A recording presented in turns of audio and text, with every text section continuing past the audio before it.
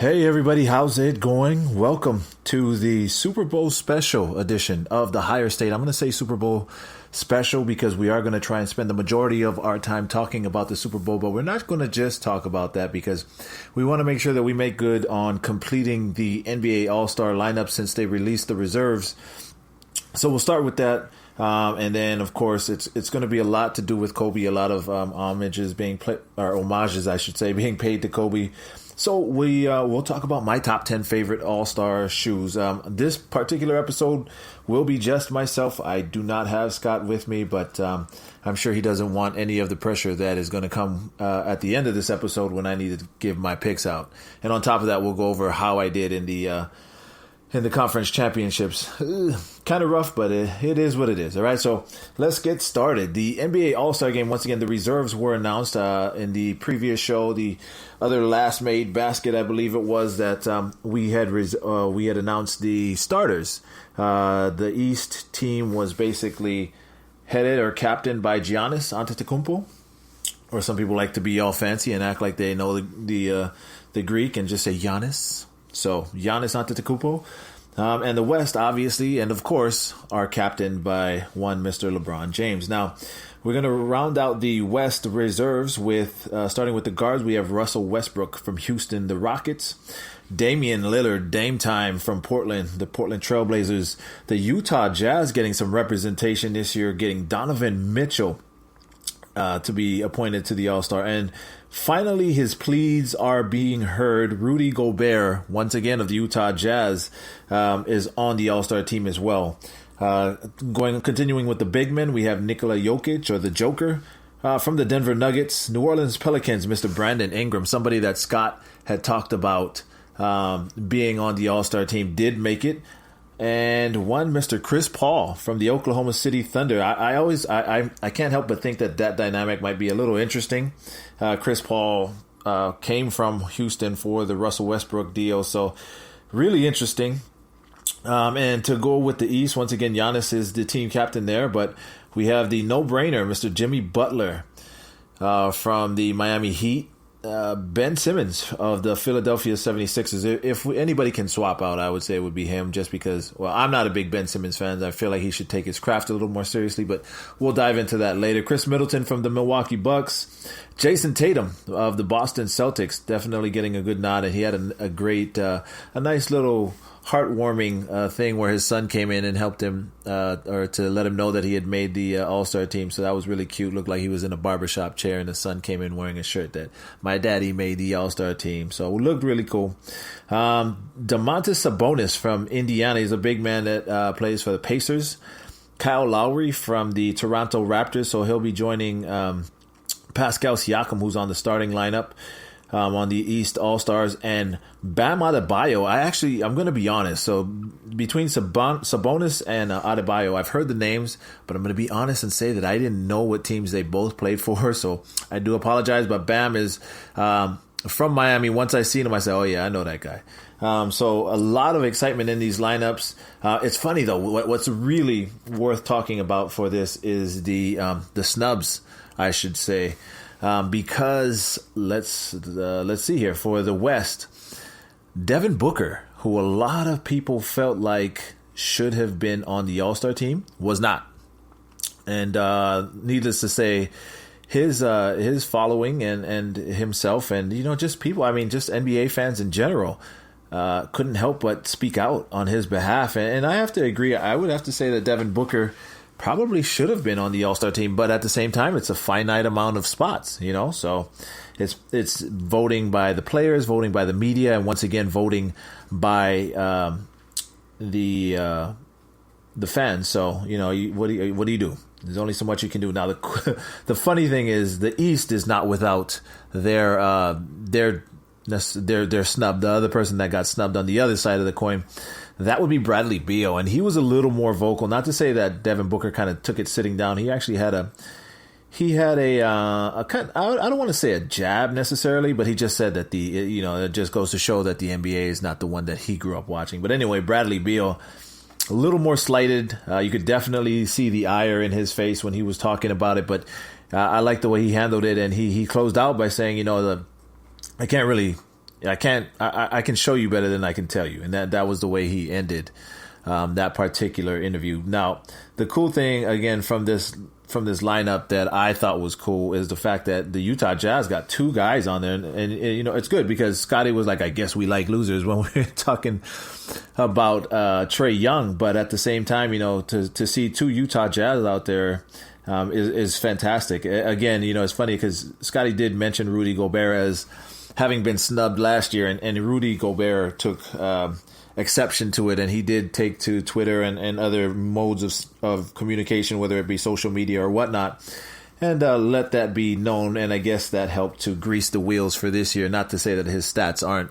deserving of it, but you know, it's great to see them both get on the team. Now, of course, you know, the entire All-Star game, All-Star weekend will definitely have a lot to do with honoring Kobe, honoring Gianna, and honoring the other passengers that were on the helicopter that day that back on Sunday the 26th that went down in Calabasas, California.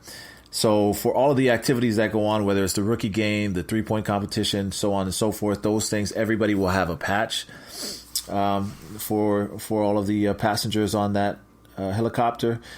Team LeBron, I actually kind of like this, and I anticipated something like this because I love when in baseball, when I believe it's like Jackie Robinson or something like that, but that at one point all of the players have the same number to honor. And again, I want to say it's Jackie Robinson, but I can't confirm. I'm not for certain. But Team LeBron will be wearing number 2 for Gigi, for Gianna, and the East, you know, Team Giannis will be wearing number 24 in honor of Kobe. And I'm not really going to get into the particulars, but do know that the NBA All-Star Game will have a new format once again to honor Kobe Bryant. I believe it's something like the first 3 quarters will start. First of all of them will start from 0. And then at the end for the 4th quarter, I think what they're going to do is they're going to add up to all 3 quarters, add 24 to it, and then play on from there for the ending. And the reason they're going to do that is because each of the 3 individual quarters prior, there will be, I want to say $300,000 will be donated to the charity of choice by the winning team of that particular quarter. So a little different, a little interesting. I mean, you know, that's what All-Star games are for, right? They're just to tweak and try new and exciting things. So a lot to see if you're an NBA fan. But for me, the coolest thing about about All-Star Weekend, and it's because I'm a huge sneakerhead, and I'm sure my wife and actually all the people who know me really well could attest to that. But I love All-Star because of the fact that there are so many just hot releases that come out. As far as special edition shoes, different looks. And the great thing is it's spread from not just, you know, the on-court shoes, but you know, now the fashion kicks want to get in on it. As far as the lifestyle shoes, Air Force Ones will have their own little special all-star colorway. Who knows, you know, but it's a good time for people to kind of showcase their colors, their different materials. And over the years, Kobe was an 18-time All-Star. And I thought we'd go over 10 or my top 10 of Kobe's, my favorite Kobe's.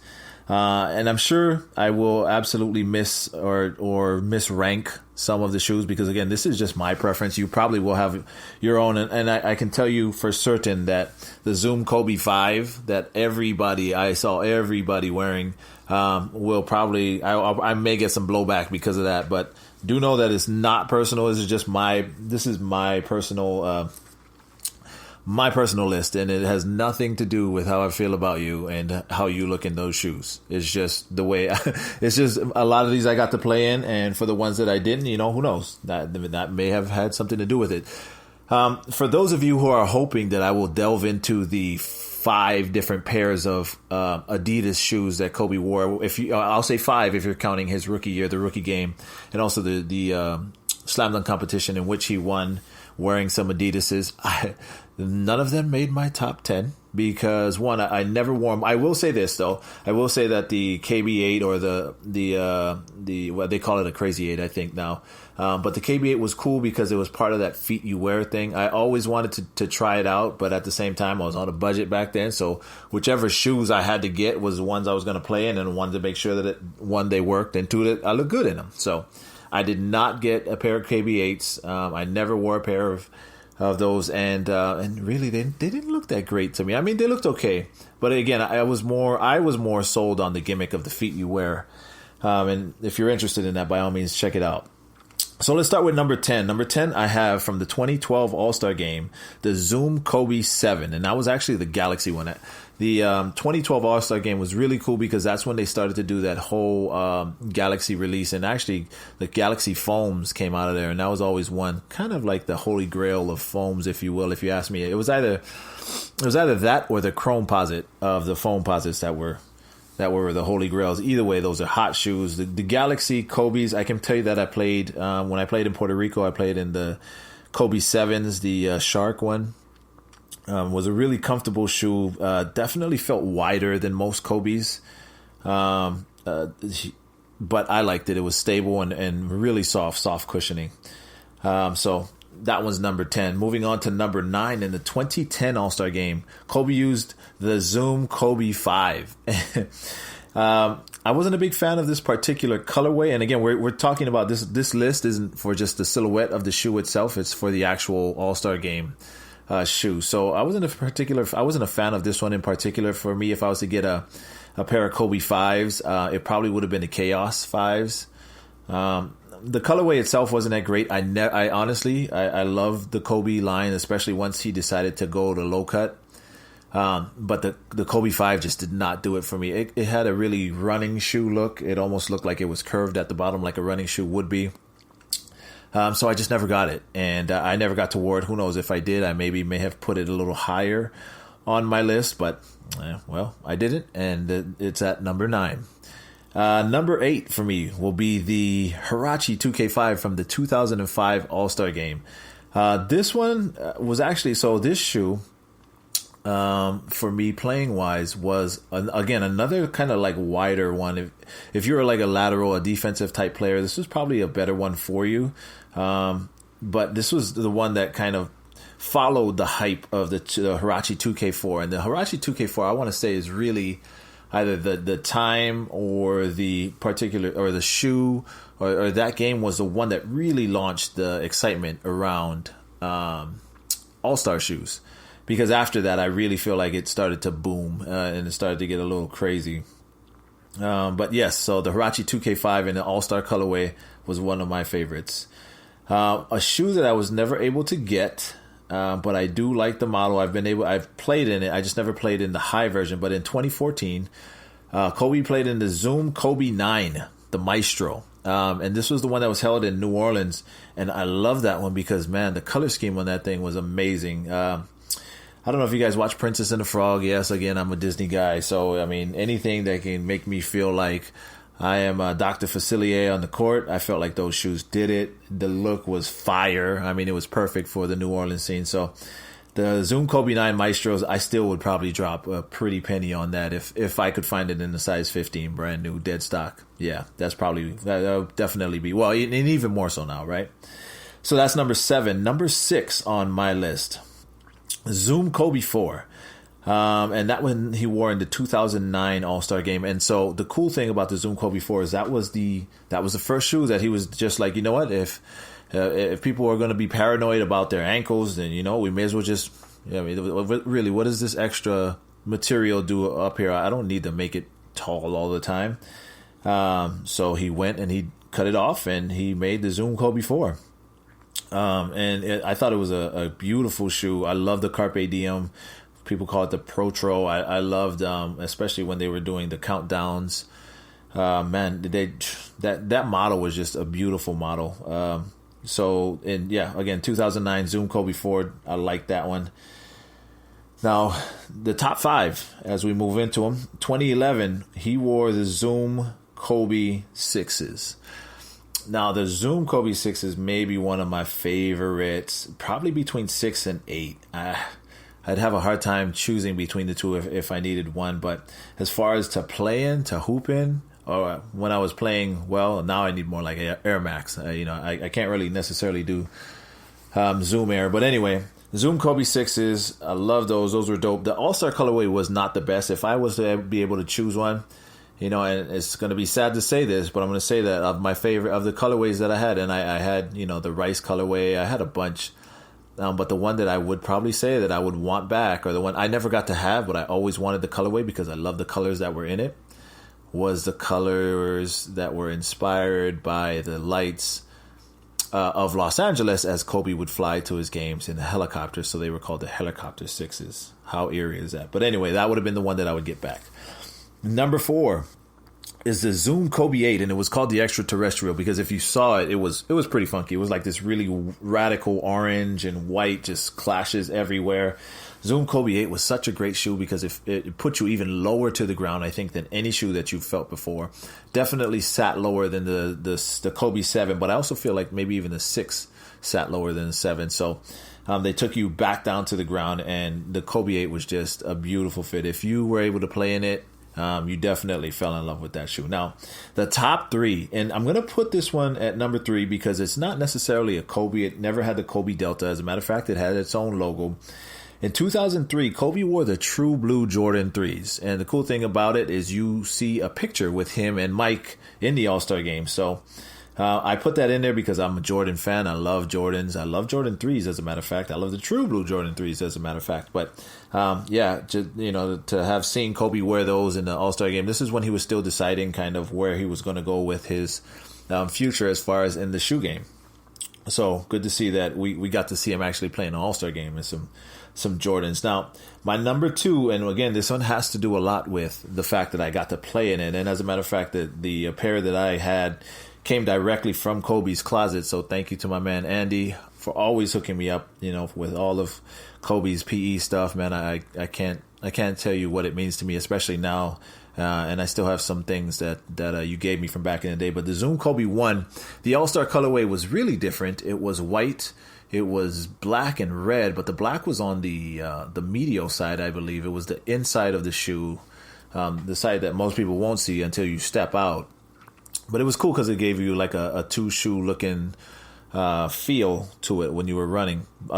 It was beautiful, laser etching in there as well. So much from that shoe. And now my number 1 pick, and I'm going to say this because this is one that I always wanted. I never had. And again, I fell behind. I missed it and kind of really fell asleep at the wheel, if you will. But the Huarache 2K4 in 2004, like I said, this was probably the All-Star game that really set it off as far as making All-Star shoes a big deal. So that's the one I missed. So that's my list from 1 to 10. Take a look at it. See what you guys think. See how you guys would have rearranged my list. See if you guys would have put any of the Adidases in there. I did not like the Kobe 2. I can tell you that. The Kobe 3, the one that looked like it had a basketball net around it. I thought that was just cute idea, but just horrible. Anyway, this was my list. I hope you dig it. Let's move on to what we are really here for. Okay, so let's start off with how I did the week before, all right, for conference championships. Now, we'll go back and we'll talk about the Green Bay and San Francisco game. We'll start with the NFC first because they'll be the visitors today, on Super Bowl Sunday. So San Francisco was giving -7.5, and the over-under was 46.5. I felt like the over-under, first of all, was a gimme. So I said over, and I thought that Green Bay would be able to come out and put up more of a fight. But boy, Matt LaFleur looked like he got Kyle Shanahan something ugly, boy, because Kyle Shanahan came out and they just ran the ball like as if they knew what Matt LaFleur them were planning to do. So the final score was 37-20. Obviously, the over-under was easy over, and I did not get the pick correct on the +7.5. Green Bay got stomped from start to finish. I mean, they got 20, but that was really kind of rubbish points, if you will. So San Francisco wins out. They'll be representing the NFC in the Super Bowl this morning or this afternoon, Sunday afternoon. The AFC side of things, we saw a surprising Tennessee Titans team coming up against a Kansas City team that was pretty much already slated from the beginning of the season to be there. Nothing surprising. Except the fact that I took the under on this because, again, I thought Derrick Henry was just doing amazing things and would temper the score, if you will. He did not. He could not stop the juggernaut that is Andy Reid and Pat Mahomes. They just rolled on through. The final score of that was 35-24. Kansas City was giving -7.5, and I said to take that. I thought that was super generous. I was like, that's easy. And as you can see, I wasn't wrong. What I was wrong about was thinking that Derrick Henry would have that much control over the clock. Again, 35-24 gives you a 79 point. What is that? 26 points over the OU. So I was way off on that. So basically 50% for conference championships. Not sure what that means for my picks that I'll be giving to you shortly. But so let's talk about it. We're talking about Super Bowl LIV. And for those of you out there who aren't Roman scholars, LIV stands for 54. This is Super Bowl 54. It's being held at Hard Rock Stadium. In Miami Gardens, Florida. This is, once again, we mentioned this the last time, but it's the 11th time hosting the Super Bowl, which means that there's probably some crazy parties cracking off this week, but or this weekend, or we missed it. But I'm sure we can probably still catch one if we can get there in time for post Super Bowl activities. For those of you interested in watching, it'll start 1:30 Hawaii time on Fox. Halftime show. A lot of people, especially the ladies, if they tune in, a lot of times it's for the halftime show, will be Shakira and J-Lo. A lot of people, not even a lot of people. My wife was like, why are they even relevant? I'm going to say that it's more so because of the fact that they are Latinas and they are in a heavy Hispanic area in Miami Gardens, Florida. So they're going to appease the people there and give them what they want to see. It could be worse. At least it could be Pitbull and Mark Anthony or something like that, right? So we'll take Shakira and J-Lo. Side note, the mother of two, Miss Shakira, her 43rd birthday, as a matter of fact, will be on Super Bowl Sunday. So as you watch, blow out a candle for her, I guess, or if you got 44 of them, go ahead. But once again, it'll be an all-Latina stage with Shakira and J-Lo. Now let's talk about some of the things that I guess we'll talk about some of the particulars, the next gen stats, if you will. All right, so let's not talk about the quarterbacks just yet. We'll wrap it up with that, but let's start with the wide receivers, because I feel like these guys will play a really, really big part in the game. Between Deebo Samuel and Tyreek Hill, Tyreek Hill is such an amazing guy. Deebo Samuel he seems like almost like, like Flash and Nega Flash, if you will. So we'll go with Deebo Samuel because, well, one, I like his name. And two, again, we'll start all the time with the visitors, the NFC guys. Deebo Samuel versus Minnesota, which was 2 games prior, right? So the cool thing about both these guys is they really do kind of play like each other because they both run and they both catch. So Deebo Samuel's had 1 rush for 6 yards, but no touchdown. I know it doesn't sound impressive, but the fact that you always got to watch him means that he could release from the line and eventually leak deep, and that'd be bad news. So he was also targeted 6 times, got 3 receptions, 42 yards, no touchdowns on that, but his long was 18. So you never want to let Deebo Samuel get behind you. So I guess that's kind of what Minnesota was thinking on that. Now for the Green Bay game, a little more active. I mean, I guess he was just a little more successful as a rusher. He had 2 rushes for 43 yards. His longest was 32 on that one, but no touchdowns. On the receiving side of things, he was targeted 3 times, 2 receptions, 46 yards, no touchdown once again. But check this: his long on the reception was 30. So he had a run of 32 yards and a reception of 30. Yeah, that's definitely a threat you never want to get going, because if you can get 32, you can get a touchdown, no question. Now to go over to Tyreek Hill versus Houston, which is the equivalent of the Minnesota game for Deebo. Versus Houston, he had 1 rush for 4 yards. Not very impressive, but again, this is another one where you can't let him get behind you. Receiving-wise, he had 4 targets, 3 receptions, 41 yards receiving, no touchdown. So real similar to Deebo Samuel, but here's the one thing that separates them, and this is big. So if this happens today on Super Bowl Sunday, this could be the difference between a win and a loss. He had 1 lost fumble. Tyreek Hill did. So definitely something you want to watch out, because the one thing San Francisco can do is make people turn it over. Rushing versus the Tennessee Titans. Tyreek Hill had 1 rush for 7 yards. Again, Maybe. So Deebo Samuel had 2 for 43. Maybe if they let Tyreek Hill rush one more, he might have had something a little different. But receiving versus Tennessee, he had 7 targets, 5 receptions, 67 yards, and 2 touchdowns. Now, his long for the reception was 26 yards. So, again, what happened? He probably got behind the defense, and he was out. And this guy's got speed. Actually, both him and Deebo Samuel has speed. So, that's as you can see, that's quite the matchup there on the outside. It seems almost even at this point. I mean, if you're trying to keep scoring and see or get see whether you can have faith one way or the other because this or that. That's actually what I'm trying to give you next gen stats.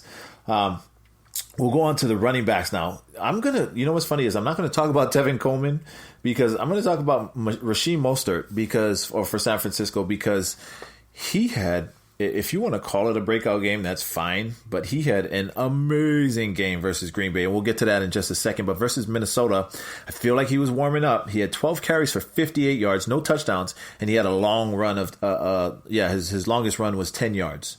Now, get this. When they play Green Bay, once again, Matt LaFleur just looked like I don't know, maybe Kyle Shanahan took some notes from Bill Belichick and they went to some practices, taped them. Nobody caught them yet, but they were just in their head. Raheem Mostert, had 29 carries for 220 yards and 4 touchdowns. That's a whole game by himself. That's almost a whole offense by himself with a long of 36. So Raheem Mostert, out of nowhere, is the real deal. And, of course, 49er fans will say, what do you mean out of nowhere? We've been known about him. No, you didn't. Stop it. No, you didn't. No, you didn't. It was Breida and it was Tevin Coleman and no, you didn't. So we're going to move on to Kansas City. Damian Williams, their running back, is less impressive, but, within this offense, man, everybody is a receiving threat in this offense. So versus Houston, he had 12 carries, 47 yards, 2 touchdowns, and a long of 26.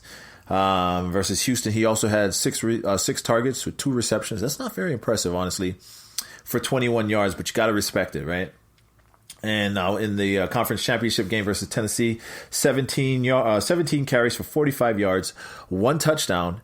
His long was 8 on that. Not as impressive, but he did have 6 targets for 5 receptions. Now he's a threat for 44 yards. So now you see why you really have to pay attention to Damian Williams.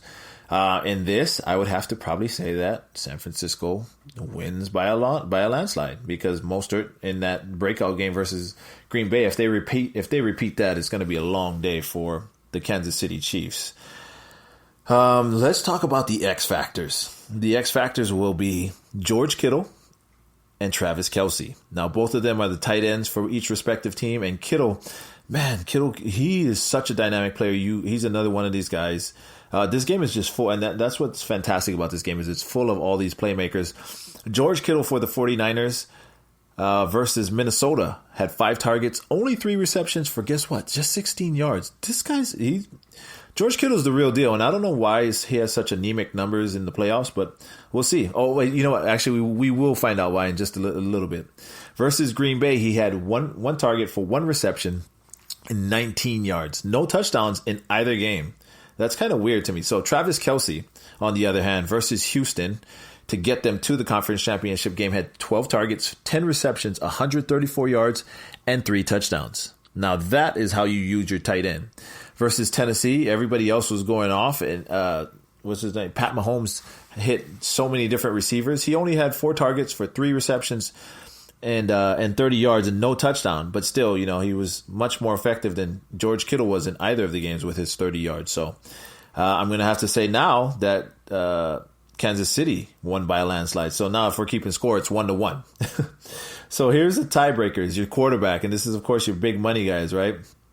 Now, this is where it gets interesting. So tune in and listen to this. Jimmy Garoppolo versus Minnesota, 11 of 19. A little on the lower end, but it's okay, right? Wrong. He only had 131 yards. He had 1 touchdown and an interception. Amazing considering the stranglehold they had on that game. I mean, they beat him pretty handily.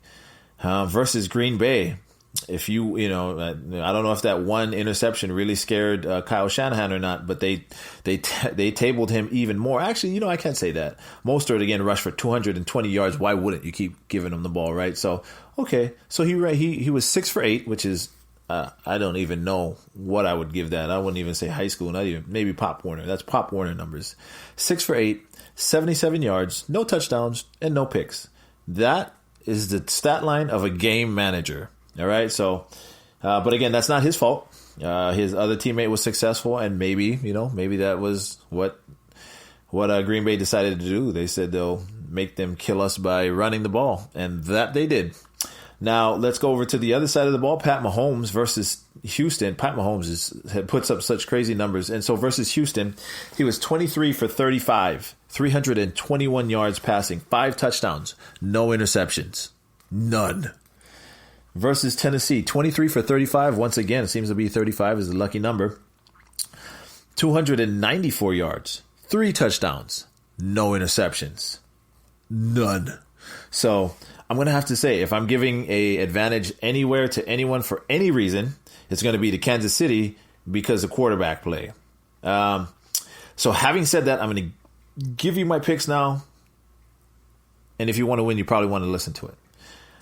I'm going to say, and the line. So just so we know, once again, Kansas City is the home team. San Francisco is the away team. Kansas City is giving 1.5. And it's funny because the line has fluctuated a lot. But it seems to have landed back at 1.5. And the over-under is 54. So what I'm going to tell you is to bet Kansas City and to take the over. But put more money on the over. I'm going to be honest. If I had to put money on this thing, I would what we bettors call pound the over is what I would do. So once again, the over and Kansas City for your Super Bowl Sunday. And that'll do it for this edition of the Higher State Podcast. We look forward to seeing you again on the other side of next week. I hope you have a great Super Bowl Sunday.